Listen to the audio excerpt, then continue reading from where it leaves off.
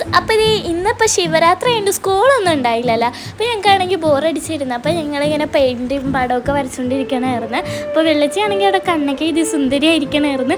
സൂസിയാണെങ്കിൽ ഞങ്ങളെ പെയിൻറ്റ് ചെയ്യാനേ സമ്മതിക്കണ്ടായിരുന്നില്ല, അങ്ങോട്ടും ഇങ്ങോട്ടും ഓടി കളിക്കണമായിരുന്നു കേട്ടോ. നല്ല രസമുണ്ടായി. അപ്പം പിന്നെ വൈകുന്നേരമൊക്കെ ആയപ്പോഴത്തേക്കും ഞങ്ങൾ കുറച്ച് നേരം അവിടെ ഇരുന്ന് കളിച്ച് അപ്പോഴത്തേക്കും ഞങ്ങൾ ക്ഷീണിച്ച്. അപ്പോൾ സിപ്പപ്പ് കഴിക്കാനൊരു കൊതി. അങ്ങനെ ഞങ്ങൾ നേരെ കടയിൽ പോയിട്ടുണ്ട് കേട്ടോ. അപ്പോൾ അവിടെ നിന്ന് സിപ്പപ്പൊക്കെ വാങ്ങിച്ച് ഞാനും അനുരാധ അമ്മാനും കൂടി ആയിരുന്നു പോയിട്ടുണ്ടായത്. ഞങ്ങൾ അവിടെ നിന്ന് സിപ്പപ്പും പിന്നെ പുളിമിഠായി വാങ്ങിച്ചേട്ടാ.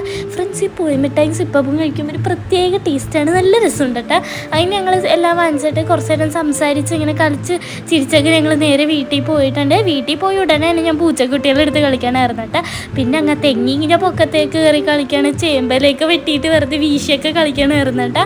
അങ്ങനെ ഞാൻ നേരെ പോയിട്ട് ചായയൊക്കെ കുടിച്ചിട്ട് പിന്നെ ട്യൂഷൻ പോകാനുണ്ടായിരുന്നു. ഞങ്ങളെല്ലാവരും കൂടി ട്യൂഷൻ പോയി. അപ്പോൾ ഇത്രയുള്ള അടുത്ത വീഡിയോ കാണാതിരിക്കും. ബൈ.